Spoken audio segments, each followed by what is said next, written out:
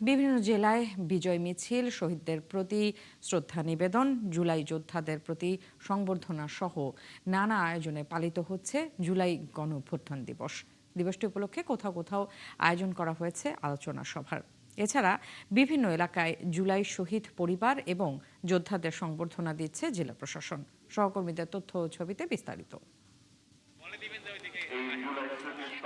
রংপুরে যথাযথ মর্যাদায় পালিত হচ্ছে জুলাই গণঅভ্যুত্থান দিবস। দিবসটি উপলক্ষে বুধবার সকালে বৃষ্টি উপেক্ষা করে নগরীর জুলাই স্মৃতিস্তম্ভে ঢল নামে সর্বস্তরের মানুষের। শহীদদের প্রতি শ্রদ্ধা জানান প্রশাসনের কর্মকর্তা সহ বিভিন্ন রাজনৈতিক, সামাজিক ও সাংস্কৃতিক সংগঠনের কর্মীরা। বর্তমান যে প্রজন্মের চাহিদা, বাংলাদেশে একটা গণতান্ত্রিক থাক, মানুষের অধিকার নিশ্চিত হোক। এই স্বৈরাচার সরকারের পতনের বিনিময়ে হাজারো হাজারো ভাই বোন গুম খুন থেকে তারা মুক্তি পেয়েছে। বরিশালে দিবসটি উপলক্ষে নগরীর আমতলা মোড়ে জুলাই স্মৃতিস্তম্ভে ফুল দিয়ে শ্রদ্ধা জানান তথ্য ও সম্প্রচার মন্ত্রী জহিরুদ্দিন স্বপন। এ সময় তিনি বলেন, শহীদদের মর্যাদা প্রতিষ্ঠায় সরকার দৃঢ় প্রতিজ্ঞ। আমরা ফ্যাসিবাদকে হটিয়েছি, সেই শহীদের রক্তের মর্যাদা প্রতিষ্ঠা করার জন্য দেশের অর্জিত গণতন্ত্রকে আমরা প্রাতিষ্ঠানিক রূপ দেওয়ার জন্য দৃঢ় প্রতিজ্ঞ থাকব। ২৪-এর গণঅভ্যুত্থান নতুন করে গণতান্ত্রিক বাংলাদেশ গঠনের সুযোগ তৈরি করেছে বলে মন্তব্য করেন বিদ্যুৎ, জ্বালানি ও খনিজ সম্পদ প্রতিমন্ত্রী অনিন্দ্য ইসলাম অমিত। যশোরে গণঅভ্যুত্থান দিবসের কর্মসূচিতে একথা বলেন তিনি। যে জন আকাঙ্ক্ষা যদি পূরণ করতে আমাদের চাই, তাহলে সকলকে ধৈর্য পরিচয় দিতে হবে, সকলকে সহনশীল আচরণ করতে হবে। বৃষ্টি উপেক্ষা করে ঠাকুরগাঁয়ে জুলাই শহীদ স্মৃতিস্তম্ভে শ্রদ্ধা জানান সব শ্রেণীর মানুষ। রাজশাহীতে শহীদদের আদর্শ ধারণ করে একটি ন্যায় ও বৈষম্যহীন বাংলাদেশ গড়ার কথা বলেন বিভিন্ন রাজনৈতিক, সামাজিক ও সাংস্কৃতিক সংগঠনের নেতাকর্মীরা।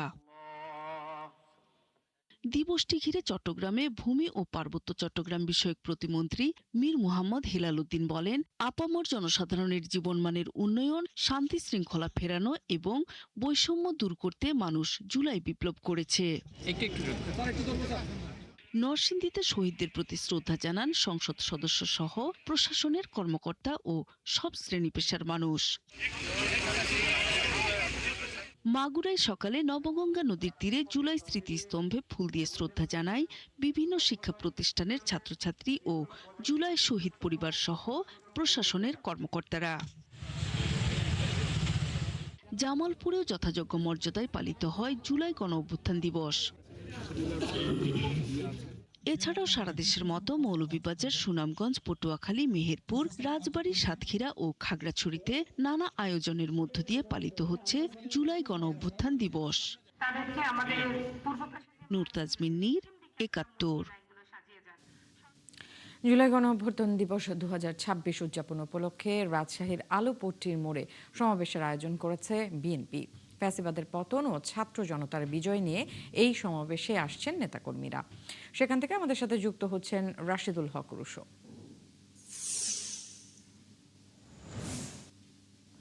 রুশো, একটু জানতে চাই এই সমাবেশে কারা বক্তৃতা দিবেন এবং যারা এসেছেন তারা আসলে জুলাইয়ের স্মৃতিচারণে কি বলছেন?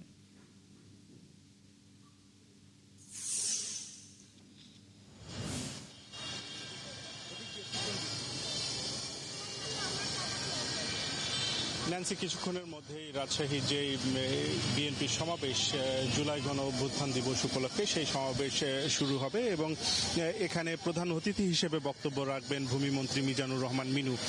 এছাড়াও রাজশাহীর বিভিন্ন পর্যায়ের নেতাকর্মী তারা এখানে বক্তব্য রাখবেন এবং মূল যে এই সমাবেশের উদ্দেশ্য, এখানে নেতাকর্মীদের আমরা কথা বলছিলাম, তারা যেটি বলছিলেন যে এই আলুপট্টিতে 2 বছর আগে কিন্তু রক্তক্ষয়ী সংঘর্ষ, ছাত্র সাধারণ জনতার উপরে হামলা করা হয়েছিল এবং এখানেই শহীদ হয়েছিলেন সাকিব আঞ্জুম এবং আলী রায়হান, 2 শিক্ষার্থী। তো এই জায়গাটিতেই তারা আসলে এই সমাবেশে আয়োজন করেছেন। আমরা একটু এখানে বিএনপির নেতৃবৃন্দ আছেন, তাদের সাথে আমরা একটু জানার চেষ্টা করব। স্বেচ্ছাসেবক দলের মহানগরের সদস্য সচিব রয়েছেন। আপনাদের এই আয়োজন আজকে কি থাকছে? এই আয়োজনে কারা বক্তব্য রাখবেন? ধন্যবাদ। 5ই আগস্ট, এই জুলাই আগস্টকে ঘিরে আজকের আমাদের এই প্রোগ্রাম, আমাদের সমাবেশ আছেন, সমাবেশ 4টা থেকে। এরপরে আমরা জুলাই আগস্টকে ঘিরে সেই সময় কি হয়েছিল, কারা আহত হয়েছিল, নিহত হয়েছিল, কিভাবে হয়েছিল, এটা একটা প্রামাণ্য চিত্র খুব সুন্দর আকারে নাটক আকারে হবে। আর উপস্থিত থাকবেন আমাদের এই রাজশাহীর এমপি, মেয়র, মন্ত্রী যারা আছেন সকলেই আমাদের মধ্যে উপস্থিত থাকবে। আমরা আরেকজনের কাছে একটু জানতেই চাই যে আজকে মূলত কি ধরনের বক্তব্য আপনারা প্রত্যাশা করছেন, বিশেষ করে এই আজকের দিনটি 2 বছর আগে আপনাদের এই দিনটির কথা মনে পড়ছে কিনা? অবশ্যই মনে পড়ছে, কারণ এই দিনে আমরা স্বতঃস্ফূর্তভাবে আন্দোলনে অংশগ্রহণ করেছি। আপনি যে প্রশ্নটি করলেন, আমি বলবো আজকের এই দিনে একটাই উচিত হওয়া, যেটা মানুষ দুমুঠো খেয়ে শান্তিতে ঘুমাতে চেয়েছিল, আর ফ্যাসিবাদ থাকবে না, লুটতারাজ থাকবে না, গুম থাকবে না, খুন থাকবে না, একটা গণতান্ত্রিক প্রক্রিয়াতে সুন্দর শান্তিপূর্ণ একটা বাংলাদেশের কথা বলবে, এটাই আমরা চাই। জি, ন্যান্সি শুনছিলেন আসলে তাদের প্রত্যাশার কথা।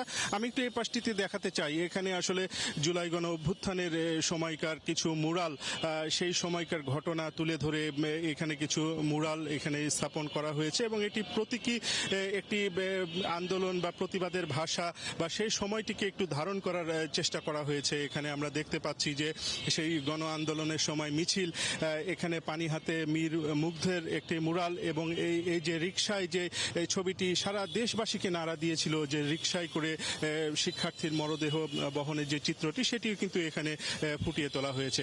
তো সব মিলিয়ে আজকে যে বিএনপির সমাবেশ, সেই সমাবেশ থেকে মূলত এখানে ভূমিমন্ত্রী বক্তব্য রাখবেন এবং এই সমাবেশের পরে এখানে জুলাইয়ের স্মৃতিচারণ হিসাবে এখানে প্রামাণ্য চিত্রও কিন্তু প্রদর্শিত হবে। ন্যান্সি। রুশো, আপনাকে ধন্যবাদ। দর্শক, রাশিদুল হক রুশো রাজশাহী থেকে আমাদেরকে জানাচ্ছিলেন জুলাই গণ অভ্যুত্থান দিবস 2026 উপলক্ষে যে আয়োজন চলছে সেখানে সমাবেশে সেই আয়োজনের আপডেট। জুলাই গণ অভ্যুত্থানের দ্বিতীয় বর্ষপূর্তি উপলক্ষে জাহাঙ্গীরনগর বিশ্ববিদ্যালয়ে সমবেত কণ্ঠে জাতীয় সঙ্গীত ও বিজয় র্যালি অনুষ্ঠিত হয়েছে। সকাল 11টায় বিশ্ববিদ্যালয়ের শহীদ মিনার থেকে একটি শোভাযাত্রা নিয়ে অদম্য 24 পাদদেশে গিয়ে শেষ হয়। দর্শক, আমরা সেখানকার খবর জানতে জাহাঙ্গীরনগর বিশ্ববিদ্যালয় থেকে আমাদের সাথে এই মুহূর্তে যুক্ত হচ্ছেন সহকর্মী রায়ান বিন আমিন। রায়ান, একটু জানতে চাই এখন বিশ্ববিদ্যালয়ে কি ধরনের আনুষ্ঠানিকতা চলছে, এছাড়া ছাত্র সংগঠনগুলোর আলাদা কোনো আজকের জন্য আয়োজন রয়েছে কিনা, সব মিলিয়ে একটু জানাবেন।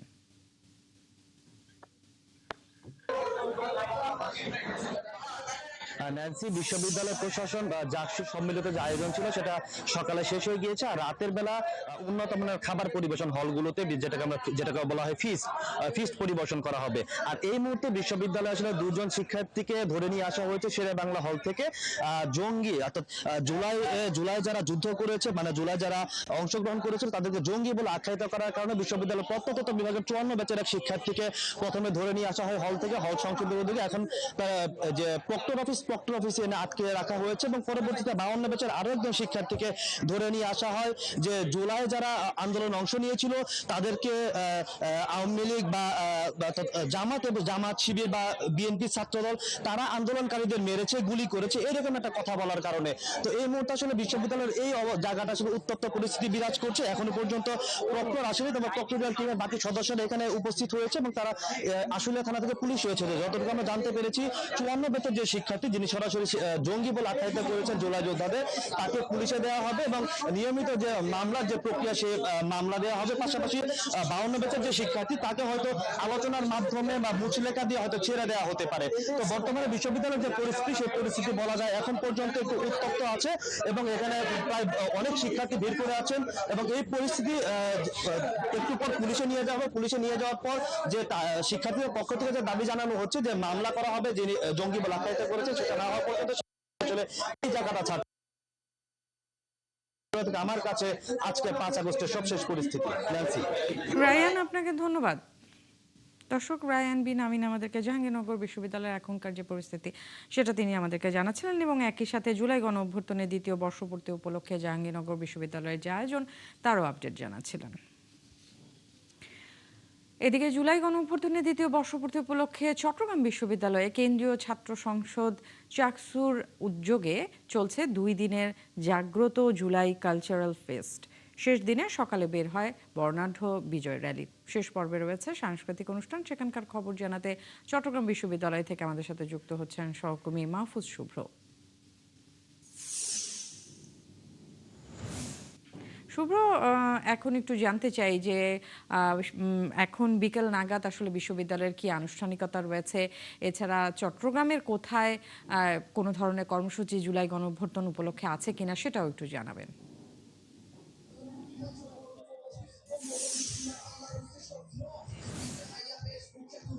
ন্যান্সি যেমনটি বলছিলেন, জুলাই গণঅভ্যুত্থানের দ্বিতীয় বর্ষপূর্তি উপলক্ষে আজকে চট্টগ্রাম বিশ্ববিদ্যালয়ে নানা আয়োজন পালন করা হচ্ছে। চট্টগ্রাম বিশ্ববিদ্যালয় কেন্দ্রীয় ছাত্র সংসদ চাকসুর উদ্যোগে জুলাই কালচারাল ফেস্ট জাগ্রত জুলাই এটি আয়োজন করা হয়েছে। গতকালকে থেকে শুরু হয়েছে 2 দিনব্যাপী এই ফেস্ট এবং আজকেও এই ফেস্টের শেষ দিন। এবং ফেস্টের শেষ দিনে আমরা দেখতে পাচ্ছি যে আসলে চট্টগ্রাম বিশ্ববিদ্যালয়ে কিছুটা বৈরী আবহাওয়া থাকা সত্ত্বেও এখানে দর্শনার্থীরা ভিড় করছেন এবং তারা ফেস্টটি উপভোগ করছেন। এখানে চাকসুর যে আয়োজন, সেই আয়োজনের মধ্যে রয়েছে যে ফেস্টটি রয়েছে, সেই ফেস্টের মধ্যে তারা ডকুমেন্টারি প্রদর্শন, আলোকচিত্র প্রদর্শন, এইসব উৎসব রয়েছে ছিল এবং এগুলো এখন প্রদর্শনী হচ্ছে। এবং আমরা দেখতে পাচ্ছি যে মঞ্চে এখন জুলাই গণঅভ্যুত্থান কেন্দ্রিক ডকুমেন্টারি প্রদর্শন করা হচ্ছে। এবং জুলাই এই যে ফেস্ট, এই ফেস্টে আসলে প্রতীকী জুলাইয়ের যে আন্দোলনের সময় প্রতিরোধ ছিল এবং তখনকার যেই সিচুয়েশন সেটি দেখানোর জন্য তারা কিন্তু এখানে নানা ধরনের আয়োজন করেছে। এবং ফাঁসির মঞ্চ, আয়নাঘর থেকে শুরু করে হারুনের ভাতের হোটেল বহুল সমালোচিত, সেটিও এখানে দেখানো হচ্ছে। পাশাপাশি চট্টগ্রাম বিশ্ববিদ্যালয় প্রশাসনের উদ্যোগেও আজকে জুলাইয়ের দ্বিতীয় বর্ষপূর্তি উপলক্ষে আয়োজন ছিল এবং সকালে বিজয় র্যালির মাধ্যমে শুরু হয় এবং সকাল 11:30টার দিকে বিশ্ববিদ্যালয় সমাজবিজ্ঞান অনুষদে আলোচনা সভা অনুষ্ঠিত হয়েছে এবং বিকেলে কিন্তু সাংস্কৃতিক অনুষ্ঠান রয়েছে প্রশাসনের পক্ষ থেকে। এবং চাকসুর উদ্যোগে যে ফেস্টটি রয়েছে, সেই ফেস্টের সন্ধ্যার পর থেকে জুলাই অভ্যুত্থান কেন্দ্রিক আজকের যে আয়োজন, সেই আয়োজনের সাংস্কৃতিক অনুষ্ঠান রয়েছে। সেই সাংস্কৃতিক অনুষ্ঠান উপভোগ করার জন্য এখানে শিক্ষার্থীরা এবং বাইরে থেকেও কিন্তু দর্শনার্থীরা আসছেন এবং বৈরী আবহাওয়া সত্ত্বেও তারা কিন্তু এখানের যেই আয়োজন, সেই আয়োজনটি উপভোগ করছেন। ন্যান্সি। শুভ্র, আপনাকে ধন্যবাদ। দর্শক, মাহফুজ শুভ্র আমাদেরকে জানাচ্ছিলেন চট্টগ্রাম থেকে জুলাই গণঅভ্যুত্থানের দ্বিতীয় বর্ষপূর্তির যে আয়োজন রয়েছে ক্যাম্পাসে, সেই আয়োজনগুলো এবং একই সাথে চট্টগ্রামের আয়োজনের কথাও তিনি আমাদেরকে জানাচ্ছিলেন। প্রধানমন্ত্রী তারেক রহমানকে নিয়ে ফেসবুকে আপত্তিকর পোস্ট দিয়ে অব্যাহতি পাওয়া এনসিপি নেতা গাজী সালাউদ্দিন তানভীরকে গ্রেফতারের পর কারাগারে পাঠিয়েছেন আদালত। বুধবার ভোরে রাজধানী ঢাকার মণিপুরি পাড়া এলাকায় একটি আবাসিক ভবন থেকে তাকে গ্রেফতার করা হয়। পরে গাজী সালাউদ্দিন তানভীরকে বগুড়া চিফ জুডিশিয়াল ম্যাজিস্ট্রেট আদালতে তোলা হয়। সেখানে সদর আমলি আদালতের বিচারক ও senior judicial magistrate Mehedi Hasan তাকে কারাগারে পাঠানোর নির্দেশ দেন। কারাগারে নেওয়ার পথে আদালত চত্বরে তার বিরোধী পক্ষের লোকজন তার উপর ডিম ছোড়ে। এর আগে প্রধানমন্ত্রী তারেক রহমানকে নিয়ে আপত্তিকর পোস্ট দেয় বগুড়া সদর উপজেলা বিএনপির সভাপতি মাফতুন আহমেদ খান রুবেল গত 2 আগস্ট গাজী সালাউদ্দিন তানভীরের বিরুদ্ধে সাইবার সুরক্ষা আইনে মামলা করেন।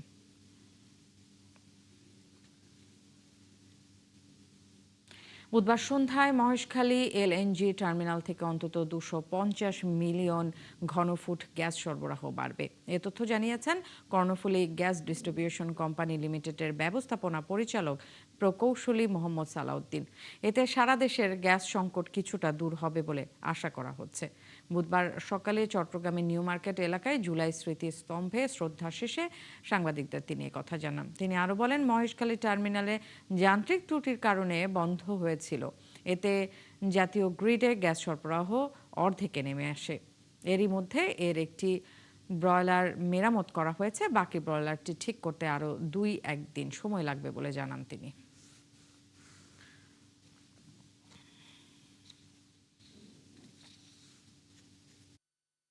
আজকে রাত্রে থেকেই কিছু উন্নতি হবে। আমাদের প্রায় 450 MMCFD গ্যাস আমরা কম পাচ্ছি, সেটা হয়তো আংশিকভাবে এখানে 2টা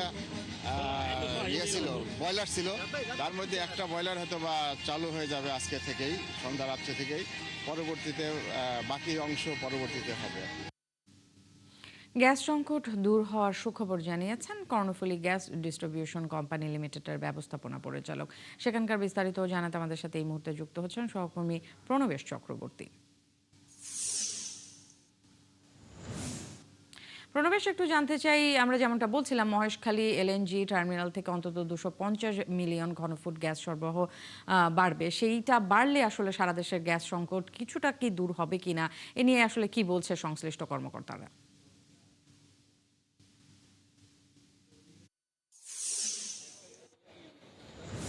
মহেশখালীর যে ভাসমান টার্মিনাল রয়েছে সেখান থেকে পাইপলাইন হয়ে সেটি জাতীয় গ্রিডে গ্যাসটি যুক্ত হয়। তো ওখানে অ্যাক্সিলারেট এনার্জি যে কোম্পানি, তাদের যান্ত্রিক ত্রুটির কারণে ভাসমান টার্মিনালের যে ত্রুটি সেটির কারণে মূলত সরবরাহ কমে গেছে।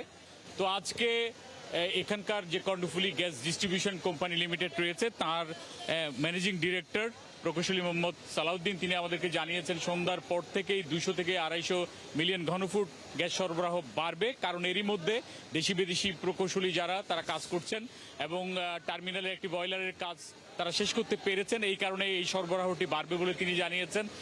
আরেকটি বয়লার রয়েছে যেটি ঠিক করতে আরও 2-3 দিন সময় লাগবে এবং সেটি ঠিক হলেই পূর্ণমাত্রায় গ্যাস সরবরাহ জাতীয় গ্রিডে হবে বলে তিনি জানিয়েছেন। তবে চট্টগ্রামে আজকে এখন পর্যন্ত আমরা দেখতে পাচ্ছি অনেকগুলো ফিলিং স্টেশন বন্ধ রয়েছে। বাসাবাড়ির গ্যাসে এখনো পর্যন্ত চাপ খুবই কম, অনেক জায়গায় রান্না হচ্ছে না। আমি যেখানে আছি সেখানেও বাইরে প্রচুর পরিমাণ গাড়ি দাঁড়িয়ে আছে গ্যাস নেওয়ার জন্য, কিন্তু তারা গ্যাস পাচ্ছে না। রাত 1টা থেকে সকাল 9টা পর্যন্ত গ্যাস পাওয়া যাচ্ছে, কিন্তু গ্যাসের চাপ অনেক কম। 9টার পর থেকে এখন অবধি অনেকগুলো ফিলিং স্টেশনে আসলে গ্যাস নেই। এ হচ্ছে চট্টগ্রাম পরিস্থিতি। সারা দেশেও এরকম একটি পরিস্থিতি, দুর্ভোগের পরিস্থিতি চলছে। তো এই সময়ে এসে এই ধরনের একটি সুসংবাদ, নিঃসন্দেহে গ্যাসের পরিমাণ কিছু যে দুর্ভোগ চলছে সেটি অনেকাংশে কমবে বলে মনে করছেন যে gas Karnaphuli gas distribution company লিমিটেডের কর্মকর্তারা। তবে তারা বলছেন যে পূর্ণ মাত্রায় চালু না হওয়া পর্যন্ত আসলে সংকট থেকে যাবে, কারণ এই সংকট নিরসনের আগ থেকেই, অর্থাৎ এই সংকট হওয়ার আগ থেকেই কিন্তু কিছুটা সমস্যা ছিল, অর্থাৎ গ্যাসের পূর্ণ মাত্রায় যে চাপ সেটি ছিল না। তার মাঝখানে এটি শুরু হওয়ায় সংকটটা অনেকটা বেড়েছে। তবে যদি দুটো বয়লার থেকে সরবরাহ স্বাভাবিক হয় তাহলে এই যে দুর্ভোগের চিত্র সেটি অনেকাংশে কমবে বলে মনে করছে সংশ্লিষ্ট কর্মকর্তারা। তো ন্যান্সি, এটি ছিল চট্টগ্রাম থেকে আজকে যে গ্যাস সরবরাহ বাড়ার যে সুসংবাদ সেটির সর্বশেষ। প্রণবেশ, আপনাকে ধন্যবাদ। দর্শক, সহকর্মী প্রণবেশ চক্রবর্তী আমাদেরকে জানাচ্ছিলেন যে চট্টগ্রামে যে গ্যাস সংকট এবং একই সাথে তিনি বলছিলেন যে আজকে গ্যাস সংকট দূর হওয়ার যে সুখবর জানিয়েছেন কর্ণফুলী গ্যাস ডিস্ট্রিবিউশন কোম্পানি থেকে, সেটারও আপডেট তিনি আমাদেরকে জানাচ্ছিলেন। এদিকে বেশ কয়েকদিনের তীব্র গ্যাস সংকটে স্থবির হয়ে পড়েছে নরসিংদীর শিল্পাঞ্চল। উৎপাদন শূন্যে নেমেছে বহু কারখানার। এতে চরম আর্থিক ক্ষতির মুখে পড়েছে শতাধিক শিল্প প্রতিষ্ঠান। মালিকদের পাশাপাশি চাকরি হারানোর দুশ্চিন্তায় আছেন কারখানা শ্রমিকরা। তাই সমস্যা সমাধানে দ্রুত কার্যকর উদ্যোগ নেয়ার দাবি জানান তারা। মোবারক হোসেনের তথ্য, ছবিতে প্রতিবেদন। দেশের অর্থনীতি ও রপ্তানিতে গুরুত্বপূর্ণ ভূমিকা পালন করে নরসিংদীর শিল্পাঞ্চল। বস্ত্র, তৈরি পোশাক সহ নানা খাতের পণ্য রপ্তানির পাশাপাশি অভ্যন্তরীণ বাজারেরও উল্লেখযোগ্য যোগান আসে এখান থেকে। কিন্তু বেশ কয়েকদিন ধরে দেশজুড়ে তীব্র গ্যাস সংকটের প্রভাব পড়ছে উৎপাদন ব্যবস্থায়। এতে উৎপাদন বন্ধ হয়ে গেছে বহু কারখানার।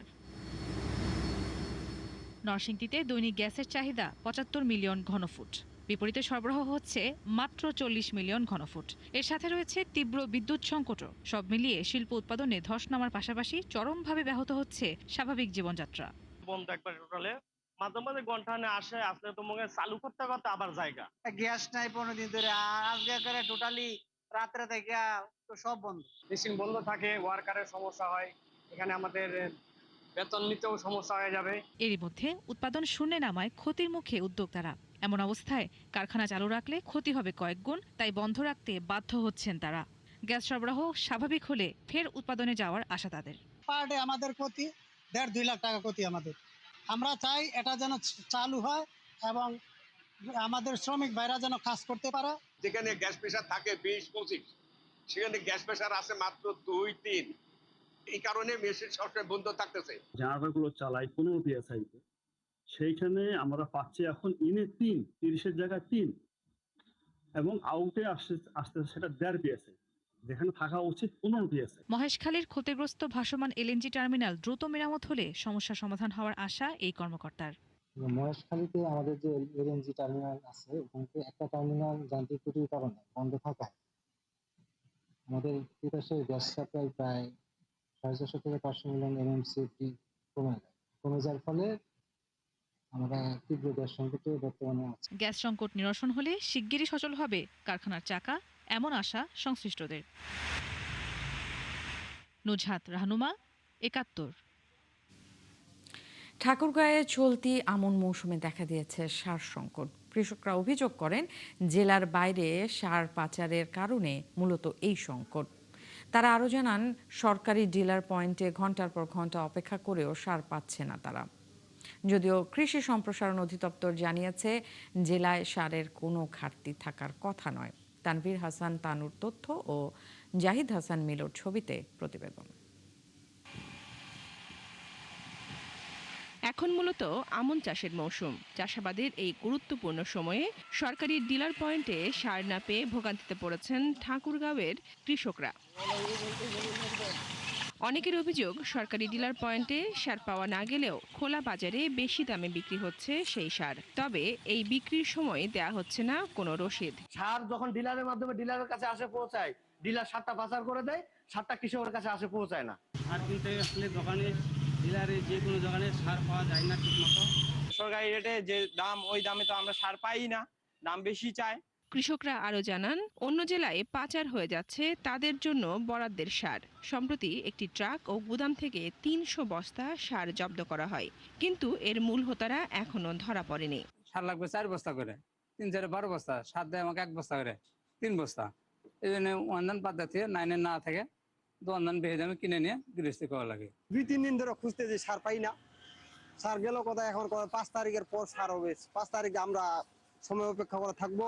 খুচরা সার বিক্রেতারা জানান তারা ডিলারের কাছ থেকে সরকারি বস্তার সার সংগ্রহ করেন, সেখানে তাদের বাড়তি দাম দিতে হয়। খুচরা পর্যায়ে আর কি কৃষকের দ্বারা করে আর কি 10 কেজি 20 কেজি করে যারা নেয় তাদের কাছে বিক্রি করে। চালান কপি আমাদের দেয় না, আমরাও ওটাই করি না। তবে কৃষি সম্প্রসারণ অধিদপ্তর জানিয়েছে ঠাকুরগাঁওয়ে কৃষকদের চাহিদা অনুযায়ী ইউরিয়া, ডিএপি, টিএসপি এবং এমওপি সারের ঘাটতি নেই। বেশি লাভের আশায় কিছু ব্যবসায়ী সংকট তৈরি করছে। আমাদের কাছে এরকম ডিলারের কোনো আসে নাই, কারণ হচ্ছে যে আমরা যে দুটো সার ধরেছি, যে দুটো অভিযান হয়েছে, এটা কিন্তু হচ্ছে যে লাইসেন্সবিহীন আনঅথরাইজড পারসন। অথরাইজড পারসন যদি হয়, ডিলার যদি হয়, তো তার তো লাইসেন্স বাতিল হয়ে যাবে, সাথে সাথে তার জামানত সহ লাইসেন্স বাতিল হবে। এদিকে জেলা প্রশাসক জানান দ্রুতই পাচারকারীদের শনাক্ত করে ব্যবস্থা নেওয়া হবে। পাচার চক্রগুলোর সাথে যারা জড়িত তাদের ব্যাপারে কি ব্যবস্থা হবে। আমরা যে সারগুলি পাই, যে সোর্সগুলোকে আমরা ধরি, তারা ম্যাক্সিমামই দেখা যায় যে যারা ডিলার বা অন্য কারো নাম বলতে চায় না, তো আমরা তাদের থেকে যদি বাহির করতে পারি আমরা তাৎক্ষণিক ব্যবস্থা নিয়ে থাকি। আমনের মৌসুমে সময় মতো সার পাওয়া না গেলে উৎপাদন ব্যাহত হওয়ার আশঙ্কায় রয়েছেন কৃষকরা। বনশ্রী হালদার, ৭১। আসলে ব্রিটিশ আমেরিকান টোবাকোর তামাকের গুদামে 8 ঘন্টা ধরে আগুন জ্বলছে।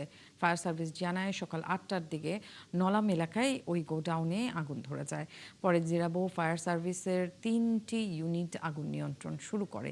এক পর্যায়ে ডিইপিজেড ফায়ার সার্ভিস এবং ধামরাই ফায়ার সার্ভিসের 2টি সহ মোট 8টি ইউনিট আগুন নিয়ন্ত্রণে যোগ দেয়। বেলা 12টার দিকে আগুন কিছুটা নিয়ন্ত্রণ হলেও এখনও পুরোপুরি নিয়ন্ত্রণে আসেনি।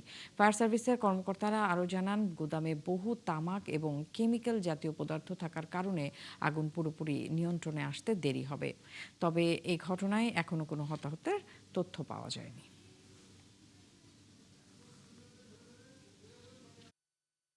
আজকে বন্ধের দিন ছিল, এই জন্য সবাই ঝাঁপাইয়া পড়ছে।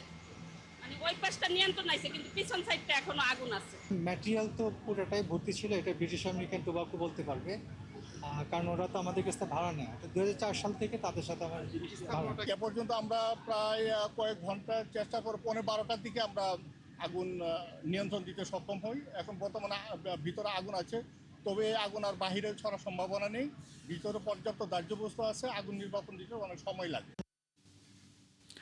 দর্শক, যেমনটা বলছিলাম যে আশুলিয়ার নলাম এলাকার ব্রিটিশ আমেরিকান টোবাকোর তামাকের গুদামে এখনও যে আগুন ধরেছে সেই আগুন এখনও নিয়ন্ত্রণে আসেনি। এই মুহূর্তে সেখানে আছেন আমাদের সহকর্মী জাহিদুল ইসলাম অনিক, তার কাছে যাচ্ছি।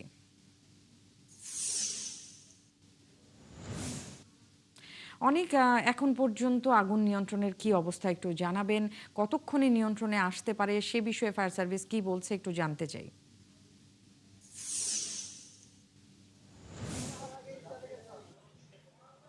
ন্যান্সি, দীর্ঘ ৮ ঘন্টা অতিক্রম হওয়ার পরেও কিন্তু এখন পর্যন্ত কিন্তু এই আশুলিয়া নলামে যে অবস্থিত ব্রিটিশ আমেরিকান টোবাকোর যে গুদাম, সে গুদামে কিন্তু আগুন নির্বাপন করা সম্ভব হয়নি। কিন্তু ঠিক বেলা 11:30টায় কিন্তু এখানে যারা ফায়ার ফাইটার রয়েছেন তারা কিন্তু ৬টি ইউনিট এখানে কাজ করে কিন্তু আগুন নিয়ন্ত্রণে এনেছিলেন। আমরা কিন্তু দেখতে পাচ্ছি যে ইতিমধ্যে এখানে যে ডাম্পিং স্টেশনটি রয়েছে গুদামের, সেগুলো ডাম্পিং স্টেশনের কাজ চলমান রয়েছে এবং এটি কিন্তু সকালবেলা ঠিক 7:30টার সময় সেটি গোডাউন যে 2, সেখানে কিন্তু প্রথম অগ্নিকাণ্ডের ঘটনা ঘটে। আমরা এ ব্যাপারে একটু এখানে যে ফায়ার স্টেশনের যিনি সহকারী পরিচালক রয়েছেন ঢাকা জোন 4, তার সাথে কথা বলবো।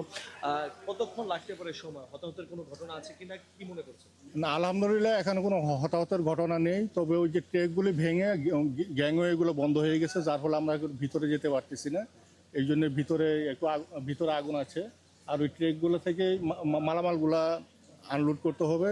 ফগলিফট দিয়ে তারা চেষ্টা করতেছে মালামালগুলো বের করার জন্য। মালামালগুলো বের হয়ে গেলেই মোটামুটি ধরুন আমরা যদি ভিতরে যেতে পারি তাহলে আগুন সময় নির্বাপন দেওয়া যাবে। দীর্ঘ 8 ঘন্টা অতিক্রম হলো, এতক্ষণ সময় লাগার কারণটা? এতক্ষণ সময় লাগার কারণ হচ্ছে 36,000 স্কোয়ার ফিট এই গুদামটা। যদিও আমরা প্রায় 7টা পয়েন্ট থেকে আমরা ভিতরে ঢোকার চেষ্টা করতেছি। মূলত ওই ট্রেকগুলো ভেঙে গ্যাংওয়ে অফ হয়ে যাওয়ার জন্যে আমরা ভিতরে যেতে পারতেছি না। আর বর্তমানে শেডটাই ক্র্যাক ডাউন হয়ে গেছে। দাহ্য পদার্থ বলতে ভিতরে যা আছে সবই দাহ্য পদার্থ, এগুলো জ্বলতেছে, আমরা কাজ করতেছি। যেমনটি শুনছিলেন এখানে যারা ফায়ার ফাইটার রয়েছেন তারা যেমনটি বলছেন, যেহেতু ভিতরে তামাক রয়েছে এবং সেগুলো কিন্তু দাহ্য পদার্থ, যে কারণে এখানে আগুন নেভানোর কার্যক্রম কিন্তু তাদের বেগ পেতে হচ্ছে। তাছাড়া আমরা দেখেছি যে এখানে ফায়ার ফাইটাররা সহ কিন্তু এখানে নিরাপত্তার জন্য কিন্তু আমরা দেখেছি যে শিল্পাঞ্চল পুলিশ এখানে উপস্থিত রয়েছেন। আশপাশে স্থানীয় বাসিন্দারা যারা সকাল থেকে এখানে কাজ করেছেন তারাও কিন্তু একসাথে কাজ করছেন, এমনটি কিন্তু আমরা দেখতে পেয়েছি। নেন্সি। অনেক আপনাকে ধন্যবাদ। দর্শক, জাহিদুল ইসলাম অনেক আমাদেরকে আসলে এই যে আগুনের ঘটনা ঘটেছে সেই ঘটনার আপডেট জানাচ্ছিল। ভারী বৃষ্টিতে বেড়েছে তিস্তা নদীর পানি। সকালে পানি নীলফামারীর ডালিয়া পয়েন্টে বিপদসীমার অন্তত 13 সেন্টিমিটার উপরে ছিল। পরে কিছুটা কমে বিপদসীমার 9 সেন্টিমিটার উপর দিয়ে বইছে তিস্তার পানি। পানি উন্নয়ন বোর্ডের বন্যা পূর্বাভাস ও সতর্কীকরণ কেন্দ্র জানায় গত 24 ঘন্টায় নীলফামারী ও লালমনিরহাটে 132 মিলিমিটার বৃষ্টিপাত রেকর্ড করা হয়েছে। এতে বৃহস্পতিবার সকাল 6টা থেকে 9টা পর্যন্ত নীলফামারীর ডালিয়া পয়েন্টে নদীর পানি বিপদসীমার 13 সেন্টিমিটার উপর দিয়ে প্রবাহিত হয়। বেলা 11টার পর থেকে পানি কিছুটা কমে বিপদসীমার 9 সেন্টিমিটার উপর দিয়ে প্রবাহিত হয়। এদিকে নদী তীরবর্তী নিচু এলাকা প্লাবিত হলেও এখনও বাড়িঘরে প্রবেশ করেনি বলে জানান এলাকার লোকজন। পানি উন্নয়ন বোর্ড জানিয়েছে সন্ধ্যা 6টার পর থেকে পানি আরও কমতে শুরু করবে।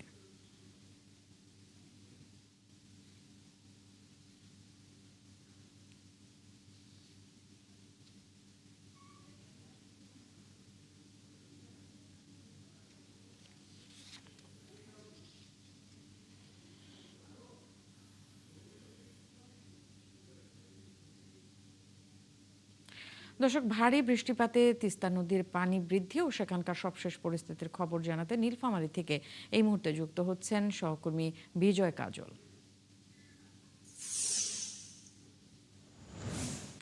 বিজয়, উত্তরাঞ্চলে এখন বৃষ্টিপাতের কি অবস্থা? এখনো কি বৃষ্টি হচ্ছে কিনা, এখনো তিস্তার পানি বাড়ছে কিনা, সব মিলিয়ে একটু বিস্তারিত জানতে চাই। ন্যান্সি, প্রথমে জানিয়ে রাখি এই মুহূর্তে তিস্তা নদীর পানি বিপদসীমা 2 সেন্টিমিটার উপর দিয়ে প্রবাহিত হচ্ছিল। তবে এই বিকাল 3টার পর থেকে সেটি আরো কমে বর্তমানে 1 সেন্টিমিটার নিচ দিয়ে প্রবাহিত হচ্ছে।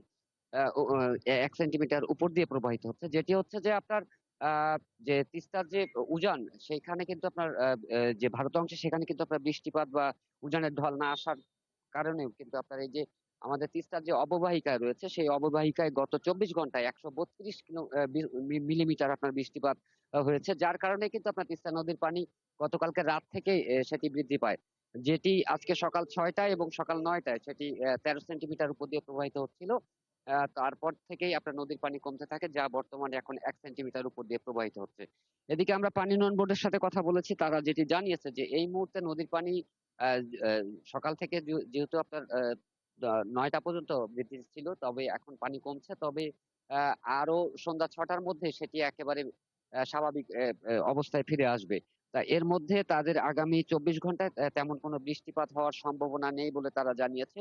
এদিকে নদীর পানি বৃদ্ধির ফলে যে আমাদের এই তিস্তা অববাহিকায় যে নদীর পানি বৃদ্ধি পাচ্ছিলেন, সেই কারণে কিন্তু আপনার এই তিস্তার যে নিম্ন অঞ্চলগুলো সেগুলোতে আপনার প্লাবিত হয়েছিল এবং সেগুলো কিন্তু ইতিমধ্যে আপনার যে নদীর পানি কমার সাথে সাথে সেগুলো কিন্তু আপনার বাড়িঘর থেকে পানি নেমে যাচ্ছে।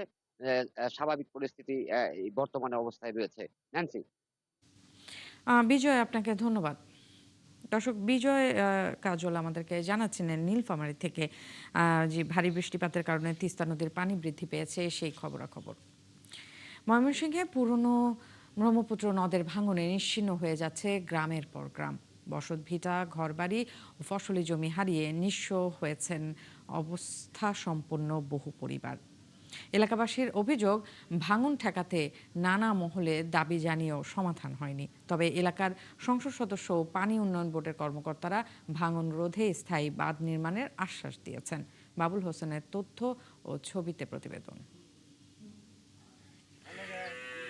ময়মনসিংহ সদর উপজেলার দড়িকুষ্টিয়া গ্রামের কৃষক লিটন মিয়া ৫ বছর আগেও ছিলেন অবস্থা সম্পন্ন। সৌদি ফেরত এই কৃষক ব্রহ্মপুত্র নদের ভাঙনে সবশেষ সম্বল বসতভিটা হারিয়ে এখন নিঃস্ব। আমার পরিবার খুব বিপদে আছি, মানে গরু ছাগল নিয়ে আমরা খুব বিপদে আছি। পাশের কুষ্টিয়া নামাপাড়া গ্রামের সাবেক ইউপি সদস্য আমেনা বেগম বসত ঘরের টিনের চাল আর কিছু মালামাল রক্ষা করতে পারলেও নতুন করে ঘর নির্মাণের জমি ও সামর্থ্য নেই। আমি একা জীবনে নিঃস্ব হয়ে গেছি, আমার স্বামীর বিড়ারা রেখেছি। শুধু লিটন মিয়া বা আমেনা বেগম নয়, ভাঙনে প্রায় অর্ধ শতাধিক পরিবারের ঠাঁই হয়েছে পরের জমিতে। গত এক দশক থেকে ময়মনসিংহ সদর উপজেলার কুষ্টিয়া চর, দড়িকুষ্টিয়া চর, শেকলদি, রেহাইতারাপুর, সেনের চর সহ অষ্টাধার, বোরোর চর, পরাণগঞ্জ ও খাগডহর ইউনিয়নে চলছে ভাঙন। আমাদের মাতৃভূমি এটা, কিন্তু আমরা মাতৃভূমিতে থাকতে পারি না। বছর বছর আমাদের নদী ভেঙে নেই। এখন মনে করেন আমরা কোনো রকমভাবে জীবনযাপন করতেছি, অনেক কষ্টে আঙ্গরে জীবন যেতেছে আঙ্গরে এই চৌধুরী কৃষ্ণ পশ্চিম পাড়া মানুষের। আঙ্গর নদী আর সব কিছু নিতেছে গা, ঘর বাড়ি যা জমিন যা যা সব কিছু নিতেছে গা। শত শত মানুষের বাড়ি ঘর ভাঙ্গিয়া কেউ আরেকজনের জমিনে ছায়া বাড়ি করছে, ওই গাঙ্গের কাছে ছাইলা তুইলা রয়েছে, মানুষ অসহায়। ক্ষতিগ্রস্ত এলাকাবাসীর অভিযোগ, ভাঙন ঠেকাতে নানা মহলের দাবি জানিয়েও সমাধান হয়নি। আঙ্গর তো বয়ে থাকি, আঙ্গর রাতকেরা মনে করুন হইলে বাড়িঘর ভাঙ্গা, কোন সময় আঙ্গর বাড়িঘর নেই গিয়া। আমরা সরকারের কাছে দাবি করি যে আমাদের একটা বাঁধ বানাই দিক। আমরা ৩-৪ বার করে বাড়ি ভেঙে হাসছি, আমাদের আর সামর্থ্য নাই। ব্রহ্মপুত্র নদের ভাঙন ঠেকাতে পানি সম্পদ মন্ত্রী ও প্রতিমন্ত্রীর সহযোগিতা চাওয়া হয়েছে বলে জানালেন স্থানীয় সংসদ সদস্য। সংসদ চলাকালীন সময় আমি প্রত্যেক দিনেই তাকে দিয়েছি যে ভাই আমার মানুষজন তো ঘর হারা, বাড়ি হারা, খাদ্য হারা, তাড়াতাড়ি ব্যবস্থা করেন। পানি উন্নয়ন বোর্ডের কর্মকর্তারা জানান, স্থায়ী বাঁধ নির্মাণে প্রকল্প প্রণয়নে কাজ চলছে। এস্টিমেটের বিষয় আছে, ডিজাইনের বিষয় আছে, এটা বিষয় যখন আছে তখন এগুলো হচ্ছে আমরা এস্টিমেট করার পরে হচ্ছে আমরা ডিপিপি কার্যক্রমে চলে যাব। স্থায়ী বাঁধ নির্মাণ সহ নদী ভাঙনে ক্ষতিগ্রস্ত পরিবারগুলোকে পুনর্বাসনে উদ্যোগ নেবে সরকার, এমনটাই প্রত্যাশা এলাকাবাসীর। আল ইমরান, ৭১। চট্টগ্রামে গভীর সমুদ্রে ইঞ্জিন বিকল হয়ে ভাসতে থাকা একটি ফিশিং বোট সহ ১৮ জেলেকে উদ্ধার করেছে কোস্টগার্ড। বুধবার কোস্টগার্ডের মিডিয়া কর্মকর্তা লেফটেন্যান্ট কমান্ডার সাব্বির আলম জানান, মঙ্গলবার সকালে সাঙ্গু গ্যাস ক্ষেত্র থেকে প্রায় ১০ নটিক্যাল মাইল দূরে ফিশিং বোট এফবি নিশান ২ এর ইঞ্জিন বিকল হয়ে যায়। পরে 999-এ খবর পেয়ে কোস্টগার্ডের জাহাজ শ্যামল বাংলা বোট সহ ১৮ জেলেকে জীবিত উদ্ধার করে। তাদের প্রাথমিক চিকিৎসা শেষে মালিকপক্ষের কাছে হস্তান্তর করা হয়েছে। পঞ্চগড়ের আটোয়ারির SK agro complex specialised cold স্টোরে মরিচ সংরক্ষণ করে ক্ষতির মুখে পড়েছেন বহু কৃষক ও ব্যবসায়ী। উপজেলা প্রশাসন বলছে, হিমাগার কর্তৃপক্ষের অবহেলায় এই ক্ষতি হয়েছে। এরই মধ্যে কর্তৃপক্ষ দায় স্বীকার করে ক্ষতিপূরণের আশ্বাস দিয়েছে। রফিকুলের তথ্য ও ছবিতে প্রতিবেদন। হিমাগারে রাখা মরিচ পচে নষ্ট হয়েছে। ৫০ কেজি করে প্রতি বস্তায় ৭০,০০০ বস্তা মরিচ সংরক্ষণ করে রাখা হয় এমএস এই কোল্ড স্টোরে। দেশের বিভিন্ন জেলার ব্যবসায়ীরা ১.৫ লাখ থেকে ১ কোটি টাকা পর্যন্ত মরিচ সংরক্ষণ করেন এই কোল্ড স্টোরেজে। পঞ্চগড়ের আটোয়ারী উপজেলার গোবিন্দপুরে SK agro complex specialised cold storage কর্তৃপক্ষের বিরুদ্ধে মরিচ সংরক্ষণে অবহেলার অভিযোগ আনেন কৃষক ও ব্যবসায়ীরা। এবার মরে যাচ্ছি প্রায় 1000 বস্তা, 1000 বস্তার মধ্যে 200 বস্তা আমি কালা পাইছি। 14 বস্তার মধ্যে সবগুলো নষ্ট হয়ে গেছে। বর্তমানে এক বস্তা মরিচের দাম হলো আপনার 15,000। যদি আপনার 100 বস্তা মরিচ নষ্ট হয়, ধরেন যে আপনার 15 লক্ষ টাকা ঘাটতি। উপজেলা নির্বাহী কর্মকর্তা বলছেন, প্রাথমিক তদন্তে হিমাগার কর্তৃপক্ষের অবহেলা চিহ্নিত হয়েছে। কোল্ড স্টোরেজ কর্তৃপক্ষ জানায়, কৃষক ও ব্যবসায়ীদের সাথে আলোচনা করে একটা সমাধানের দিকে যাওয়ার চেষ্টা চলছে। এখানকার গণ্যমান্য উপস্থিত থাকার পরে এনারা একটা সিদ্ধান্ত দেন যে আপনি যেহেতু তখনকার বাজারটা ছিল তখন 9,000 টাকা, এরকমই মরিচ শতাংশ। আমি সকলকে আশ্বস্ত করি, তারা একটা ইয়া করে তারা বলছেন যে আপনারা এক কাজ করেন, আপনি 10,000 টাকার দাম দেবেন। ইনশাল্লাহ আমি তাতে রাজি হয়েছি। যদি কেউ আপনার তার কাগজ আমাকে জমা দেয়, তার আমি ক্ষতি করবো না, তার আমি বাজার মূল্য যে দামে কিনছে 10,000 টাকা নির্ধারণ হয়েছে, 10,000 টাকা তাকে দেবো সমস্যা। কৃষক এবং ব্যবসায়ী যারা ওখানে মরিচ রেখেছিলেন তাদের সাথে তারা এখন পর্যন্ত আমার কাছে কোনো লিখিত অভিযোগ করেনি, কিন্তু যেহেতু লিখিত অভিযোগ না করলেও বিষয়টি আমার উপজেলার, সেক্ষেত্রে আমি কৃষক বা আমার ব্যবসায়ী ভাইদের যেন কোনো রকমের ক্ষতি না হয় সেই বিষয়টি নিয়ে মালিক পক্ষের সাথে কথা বলে এর বিষয়ে প্রয়োজনীয় ব্যবস্থা গ্রহণ করা হবে।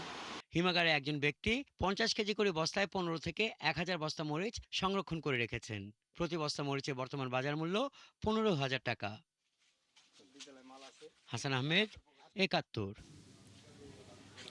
দর্শক, চলছে দেশজোগ সরাসরি সংবাদ অনুষ্ঠান দেখতে চোখ রাখুন 71 ফেসবুক পেজে এবং সাবস্ক্রাইব করুন 71 ইউটিউব চ্যানেলে। থাকুন 71-এর সাথে।